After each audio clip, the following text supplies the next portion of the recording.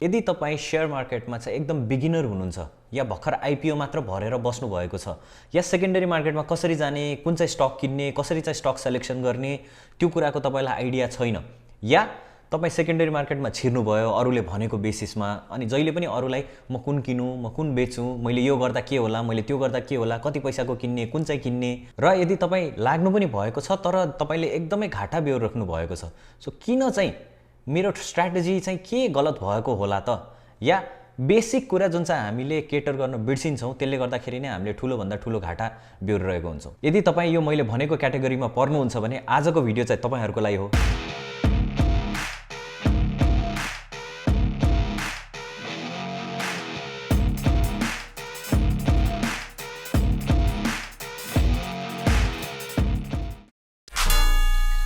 यदि तपाईलाई risk free कमाउनु छ, ढुक्क बसेर आफूले कमाउनु छ भने फिक्स्ड डिपोजिट्स अरु विभिन्न किसिमको इन्भेस्टमेन्टहरु छ हैन। मलाई देशको चाहिँ राम्रो राम्रो कम्पनीहरुमा पनि शेयर होल्डिङ चाहिएको छ र म त्यो कम्पनीहरु सँगसँगै ग्रो गर्न सक्छु। कहिले 18% ग्रो होला, कहिले 20% ग्रो होला, कहिले 40% ग्रो होला, कहिले 50% ग्रो होला।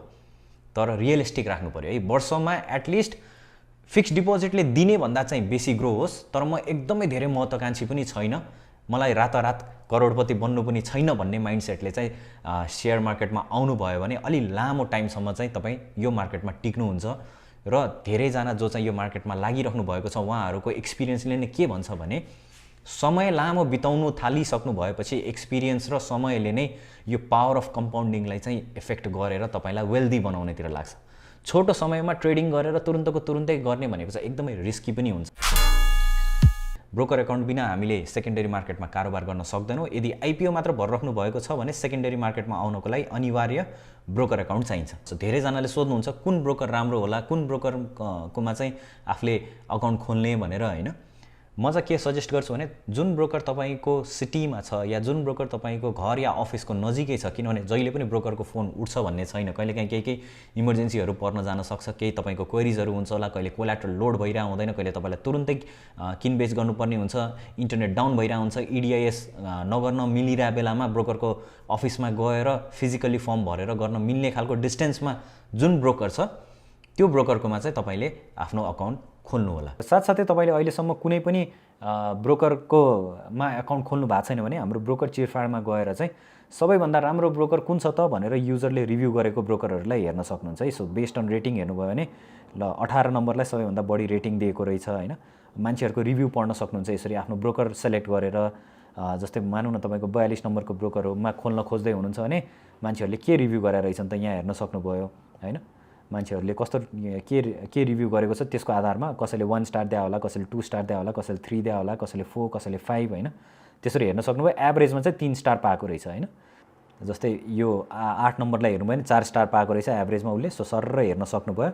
अनि त्यसपछि ए ल यो ब्रोकर चाहिँ राम्रो रहेछ भनेर तपाईले हेर्न सक्नुहुन्छ है। त्यसपछि अब जस्तै मानौँ न अब यो ब्रोकरमा गएपछि तपाईले आफ्नो कुन ब्रोकर कहाँ छ त भनेर हेर्नको लागि यो ब्रोकरको फुल डिटेल्स हेर्न सक्नुभयो। अनि यहीँबाट अकाउन्ट ओपन गर्ने हो भने सिधै उहाँको टिएमएसमा पुग्छ अनि त्यहीँबाट तपाईले आफ्नो अकाउन्ट पनि खोल्न सक्नुहुन्छ यो लिंकलाई फलो गर्नुभयो भने है। सो यहाँ डीमैट पनि खोल्न मिल्छ, यहीँबाट अकाउन्टहरु पनि खोल्न मिल्छ, ब्रोकरहरु कुन राम्रो छ भनेर हेर्न सक्नुहुन्छ। यो रिभ्युजमा गएर पनि हेर्न सक्नुहुन्छ है। Linking your bank account with connect IPS अनि त्यसपछि चाहिँ तपाईको पैसाको कारोबार गर्नलाई चाहिँ सजिलो हुन्छ। सो यसको लागि चाहिँ तपाईले कनेक्ट आइपीएस को वेबसाइटमा गएर फर्म भर्नुस्, त्यहाँ आफ्नो बैंक अकाउन्टलाई लिंक गरिदिनुस्। त्यसपछि त्यो प्रिन्ट आउट लिएर चाहिँ इन पर्सन बैंकमा गएर बुझाउनु भयो भने तपाईको कनेक्ट आइपीएस एक्टिभेट हुन्छ। यदि तपाई अनलाइन मात्र गर्न चाहनुहुन्छ भने सेल्फ भेरिफिकेसन पनि गर्न सकिन्छ, तर त्यसको चाहिँ लिमिट छ।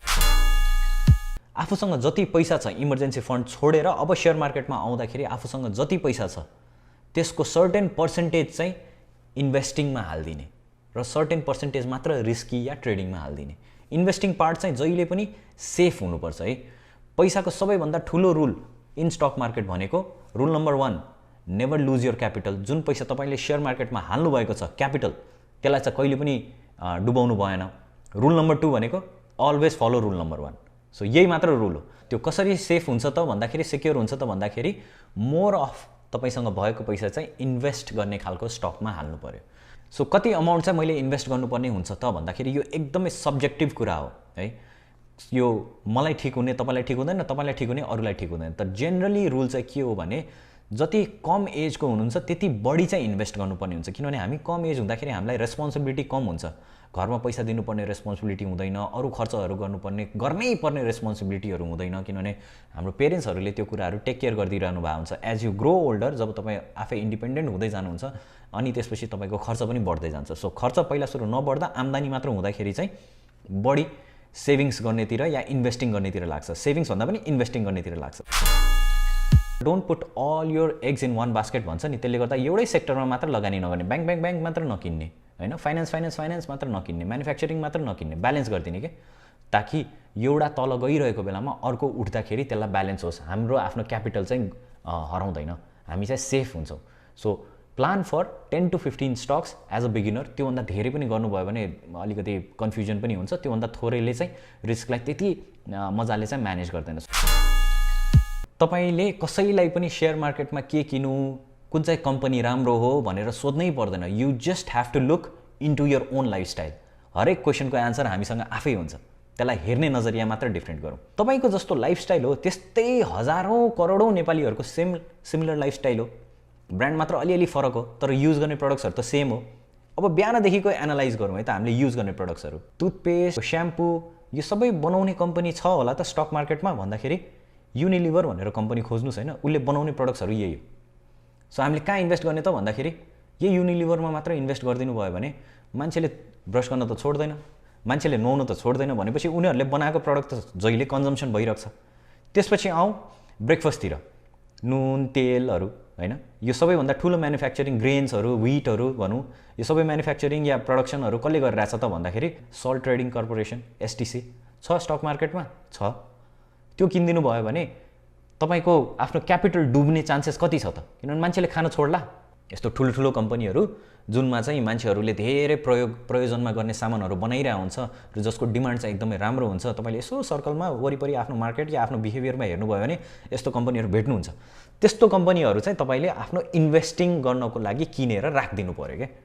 अब यदि कुनै अब भन्नु होला कुनै कम्पनीहरूको प्राइस एकदमै महँगो छ भनेर, त्यस्तो बेला चाहिँ के गर्ने भन्दाखेरि एक महिनामा तपाईँले त्यो कम्पनीको 10 किता किन्नलाई पनि सेयर पुगेन भने बरु जम्मा गर्ने क्या, 2-3 महिनापछि 10 किता किनिदिने राख्ने। अब तपाईँको स्यालेरी पनि त बढ्ला नि, जब स्यालेरी बढ्छ अनि बिस्तारै त्यो कम्पनीको अरू किताहरू थप्दै जाने हो।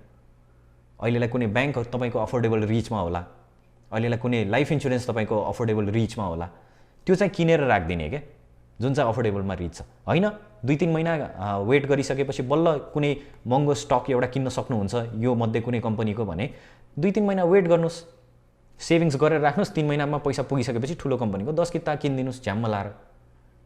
So that will be a good wise decision to make इन्भेस्टमेन्टको लागि।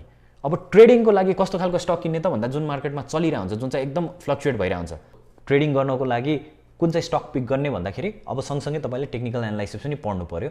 यो स्टक कोर्सेसहरूबाट चाहिँ कोर्स लिएर यो वेबबाट पनि एपबाट पनि पढेर मजाले आफ्नो जर्नी चाहिँ सुरु गर्न सक्नुहुन्छ है। अनि तपाईँको बेसिक्स अफ स्टक मार्केट र टेक्निकल लिनुहुन्छ भने 2500 रुपियाँको भयो। सो यसरी क्लिक गरेर ई सेवा, खल्ती, कनेक्ट आइपिएसबाट यहीँबाट पे गरेर पनि किन्न सक्नुहुन्छ।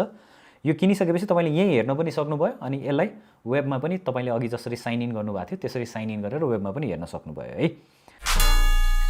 कन्सिस्टेन्सी एकचोटि मात्र होइन कि यो चिजलाई चाहिँ डिसिप्लिन वेमा तपाईँले फलो गरिराख्नु पर्यो। जब जब तपाईँसँग डिस्पोजेबल इन्कम आउँछ, जब जब तपाईँसँग इन्भेस्ट गर्ने खालको चिजहरू आउँछ, त्यही आफ्नो 10 देखि 15वटा स्टक चाहिँ पहिला सुरु बनाउनु पर्यो। एकै महिनामा 10 देखि 15 पुग्दैन, बिस्तारै एउटा, दुईटा, तीनटा, चारवटा गर्दै गर्दै किन्दै किन्दै 10 देखि 15 पुऱ्याउनुहोस्। जब 10 देखि 15 पुग्छ र तपाईँले न्यारो डाउन गर्नुहुन्छ, ल म यति नै स्टक होल्ड गर्छु भनेर, एभ्री सिंगल टाइम तपाईँसँग पैसा आउँछ, फेरि यही 10 या 15वटा कम्पनी जुन चाहिँ तपाईँसँग छ त्यसकै किता बढाउनेतिर लाग्नुहोस्। यही नै हो एसआइपी अन स्टक भनेको, जुन चाहिँ सिस्टमेटिक इन्भेस्टमेन्ट प्लानमा तपाईँले हरेक महिना तपाईँसँग आएको पैसाले चाहिँ त्यही स्टक बारम्बार किनिराख्नु भयो भने पावर अफ कम्पाउन्डिङ र पावर अफ एभरेजिङ यो दुईटैको बेनिफिट लिएर तपाईँले 8 वर्ष, 12 वर्ष, 14 वर्षमा हेर्नुभयो भने यति धेरै पैसा तपाईँसँग जम्मा भइसक्छ कि तपाईँको रिटायरमेन्टको लागि तपाईँले कसैको अनुहार या मुख या केही ताक्नै पर्दैन, तपाईँसँग आफै नै सम्पन्न सम्पत्ति चाहिँ जोडिसक्नुहुन्छ। तर तपाईँलाई स्टक मार्केटको बारेमा थाहा छैन, कुन चाहिँ कम्पनीको सेयर चाहिँ मसँग पैसा हुने बित्तिकै मैले किनिराख्यो भने चाहिँ अबको 4-5 वर्षमा चाहिँ एउटा राम्रो रिटर्न आउन सक्ने भनेर तपाईँलाई कन्फ्युजन छ भने हामीले मनी मित्रबाट यो प्रब्लमको पनि सोल्युसन लिएर आएको छौँ र त्यो पनि स्टक बास्केटमा।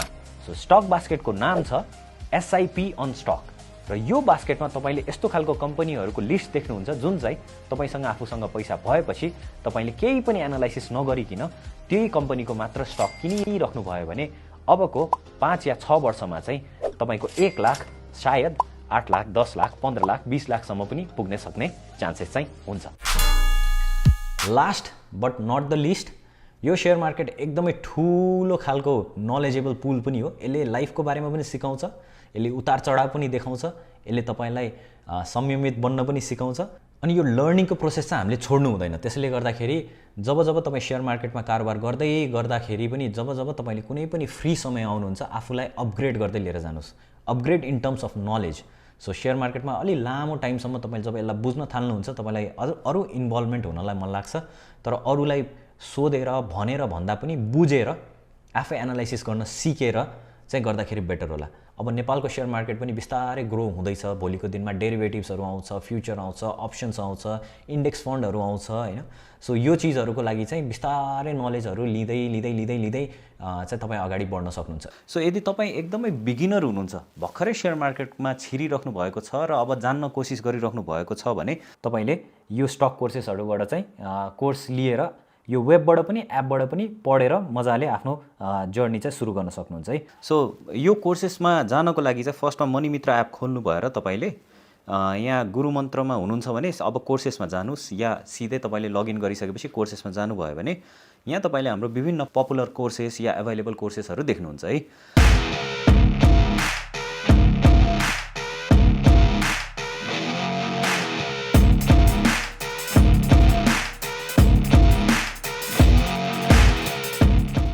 ओके, आई होप आजको भिडियो तपाईलाई चाहिँ एकदमै इन्फर्मेटिभ लाग्यो होला। कतिजनाको धेरै कन्फ्युजनहरू हुन्थ्यो। हामीले यो काइन्ड अफ माइन्डसेटबाट हेऱ्यो भने चाहिँ शेयर मार्केट फर बिगिनर्स चाहिँ साँच्चीकै नै सजिलो पनि हुन जान्छ। Life is all about taking risk. The more risk you take the more return you can make हैन। And yes, if you like this video please share it with your friends circle. Do share, like and subscribe to our channel. म चाहिँ अर्को पालि अर्को video पनि तपाईहरुसम्म लिएर आउनेछु। Until then take care, bye bye, have a nice day, नमस्ते।